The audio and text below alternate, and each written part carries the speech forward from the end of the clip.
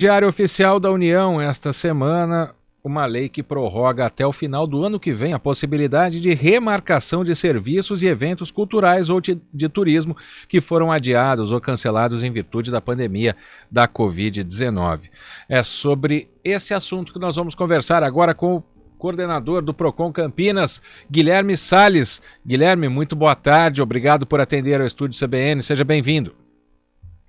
Boa tarde, Guarizo. Boa tarde a todos os ouvintes da Rádio CBN. É uma grande satisfação atuar como um porta-voz aqui do Procon Campinas para atuar como um vetor de informação a todos que estiverem nos ouvindo a respeito de uma situação tão importante que envolve praticamente a coletividade dos consumidores. Exatamente, tem muita gente que procura o Procon achando que perdeu dinheiro, né? E é algo que tem os dois lados da moeda, né? Porque a empresa que não pôde organizar o evento acaba não tendo condição também, né, de fazer o evento, ou seja, ela não está cometendo um estelionato naquele momento, mas às vezes o contratante acaba entendendo dessa forma. É muito polêmico esse assunto mesmo, Guilherme. Exato, Guarizo. É por isso importante sempre mencionar, né, que já existia uma medida provisória vigente que havia convertido, que foi convertida agora nessa lei, que trazia justamente a extensão desses prazos, porque a pandemia foi algo sem precedentes para o setor, né, talvez um dos mais ou mais afetado, tendo em vista todas as dificuldades decorrentes das questões sanitárias envolvendo a pandemia. Então, essa lei ela trouxe a dilação desse prazo para que, nas opções concedidas pela lei da remarcação ou do crédito, a extensão até 2023. Então, foi concedido mais um ano até por conta da incerteza, né, a respeito do prazo e das decorrências da pandemia ainda nos dias de hoje. Então, a lei vem trazendo por um lado, um benefício ao consumidor, por exemplo, que optou pelo crédito, dele poder ser utilizado até 31 de dezembro de 2023, ao invés de 22, como era a redação anterior. Quanto à questão da remarcação, a empresa também vai poder utilizar da mesma prerrogativa e remarcar o evento até 31 de dezembro de 2023, como forma de diminuir o impacto que a pandemia trouxe em relação a esse tipo de contrato e facilitar eventualmente que os eventos sejam realizados, né, ou seja, refeitos a partir do cancelamento decorrente da pandemia. Guilherme, acredito que a maior reclamação, é claro que isso é uma lei nacional, mas a gente está puxando aqui para o Procon de Campinas, para os atendimentos que o Procon fez aqui, né? Acredito que a principal reclamação que aconteça é, por exemplo, quem comprou um ingresso para um evento e tal e quer receber o reembolso independentemente da remarcação do evento. É por aí mesmo? Está previsto que isso aconteça ou tem a obrigatoriedade de se comparecer ao evento, a empresa poder ficar com uma porcentagem? É possível explicar essa situação que alguns consumidores ou muitos consumidores procuraram o Procon por isso? Claro, Gorizo. Nos casos em que a empresa não remarcou o evento, né, não deu resposta ao consumidor, ou aquele determinado show não recebeu uma nova data, ou foi concedidas condições diferentes daquela originalmente contratada, ou não foi concedido ao consumidor também o crédito, somente nessas duas hipóteses da empresa não fornecer nenhuma das duas alternativas, o consumidor terá direito ao reembolso.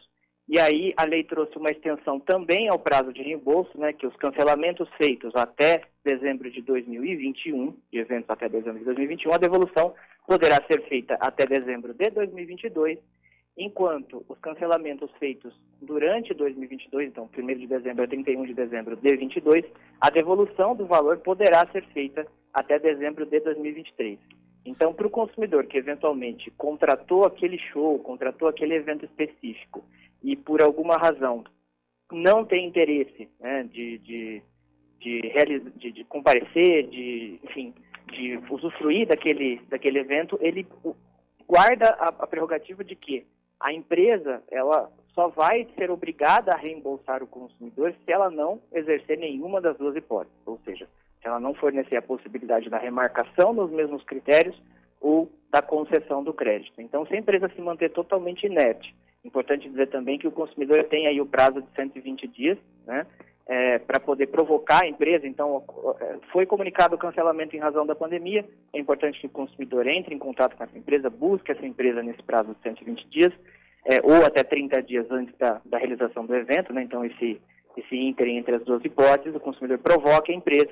Se não tiver nenhum tipo de manifestação da empresa, não houver a concessão das duas hipóteses, somente aí o consumidor poderá obter o reembolso.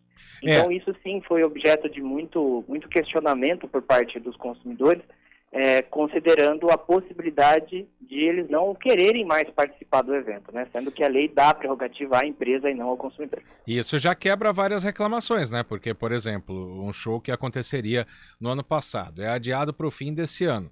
E aí a pessoa que comprou o ingresso não quer ir. Aí ela vai ao Procon reclamar, querer o dinheiro de volta, porém ainda está dentro do prazo. Ou seja, não adianta porque a empresa não é obrigada a pagar. Ela pode até fazer um acordo, mas via Procon, por exemplo, não adianta porque não está dentro do prazo. É uma reclamação que acaba, né, não surtindo nenhum efeito, podemos dizer assim, Guilherme? Exato, Guarizo. Todos os consumidores poderão, de qualquer forma, ter as suas reclamações registradas aqui, porque além da questão envolvendo o evento em si, né, a questão inerente à questão da lei que estamos discutindo, mas também para que o PROCON aprecie se não houve algum tipo de vício na informação, por exemplo. Né? Se a empresa deixou de informar algo não necessariamente voltado ao cancelamento, mas de qualquer forma o consumidor poderá registrar. Mas de fato, tendo em vista que a prerrogativa é da empresa de conceder uma ou outra hipótese, e o reembolso fica somente no caso da não concessão dessas duas hipóteses, via de regra acompanhando o conteúdo da lei federal, e nós obviamente vamos acompanhar o conteúdo da lei também, né? A reclamação do consumidor poderá resultar em procedência em razão da questão justamente da edição da lei. Guilherme, no caso de cancelamento do evento, ele não foi remarcado, vale também esse prazo para devolução dos valores?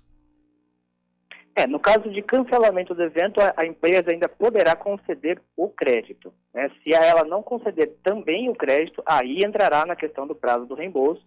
Então, voltando, cancelamentos até dezembro de 2021, a devolução até final desse ano, e para os cancelamentos de eventos ocorridos em 2022, a devolução até dezembro de 2023. E a gente tem algo que não está dentro da lei, mas que deve causar uma discussão enorme também. Por exemplo, no período de inflação, um evento marcado para 2021 custava X. Ele remarcado para esse ano custa X vezes 2. O consumidor que já adquiriu, que já contratou o serviço, ele pode ter a cobrança de uma taxa extra ou o organizador é obrigado a manter os preços comercializados lá atrás? Quando o organizador do evento remarca, né, ele tem a obrigação de fazer a remarcação nas mesmas condições. Quando ele concede o crédito ao consumidor, esse crédito vai ser no valor pago. Aí, de fato, haverá essa diferenciação, né, e aí entra-se numa questão polêmica, de fato, no sentido de que o valor do evento pode haver, não só pela questão inflacionária, mas também por todas as questões que envolvem o período, de haver um acréscimo no valor e, eventualmente, o consumidor contratando um outro serviço, ou até mesmo, olha, o show A foi cancelado, mas agora eu desejo ir no show B por outra razão, e esse show tem um custo maior do que o inicialmente contratado. Aí, de fato, o consumidor terá de arcar com a diferença desses valores. Mas, em caso de remarcação dos eventos, lembrando que a fornecedor vai ter de remarcar nas mesmas condições que o consumidor originalmente adquiriu. Somente no caso da concessão de crédito, aí sim poderá, dependendo da situação particular, sempre analisando a situação particular de cada caso a caso, mas poderá haver essa diferenciação de valor sim. Bom, para a gente tentar deixar claro então, se o evento é o mesmo, não pode cobrar mais. Se devolveu parte do dinheiro, né, ou deixou como crédito, como você cita, aí pode ter essa mudança de diferença. E eu já emendo com uma outra pergunta, viu, Guilherme? Imagina a confusão que isso dá, né? Olha, eu paguei X pelo evento, mas agora a empresa quer cobrar Y, mas aí a empresa alega que é outro evento. O PROCON deve ter que trabalhar bastante nessa situação aí. Sem dúvida. É uma questão, assim, de certa maneira, a gente tem que lembrar do pressuposto de que o governo federal editou essa lei visando resguardar o impacto que a pandemia causou no setor. Né? Então, acho que todos os consumidores, de uma maneira geral, entendem que o intuito da lei foi justamente não necessariamente a proteção do consumidor em si, mas regular uma situação de força maior. Então, partindo desse pressuposto, muitas vezes pode ser que a tomada de decisões, ou as permissões concedidas ao fornecedor, não sejam necessariamente favoráveis àquilo que o consumidor deseja. né? Então, a questão do reembolso, por exemplo, como sendo a hipótese concedida somente no caso de que não houver a remarcação ou não houver a concessão dos créditos. Então, olhando por um lado, de fato, existe uma primazia aí a respeito do fornecedor em razão do impacto que o setor sofreu na pandemia. Então, acho que os consumidores precisam também entender por esse lado, no sentido da flexibilização necessária em relação à situação e, na medida do possível, tentar utilizar dessas duas primeiras hipóteses, né, de realmente poder ir ao evento de forma reagendada, nas mesmas condições, ou em caso de concessão de crédito, eventualmente identificar algum outro evento ou alguma outra situação que faça sentido para ele, ainda que não seja o mesmo inicialmente contratado.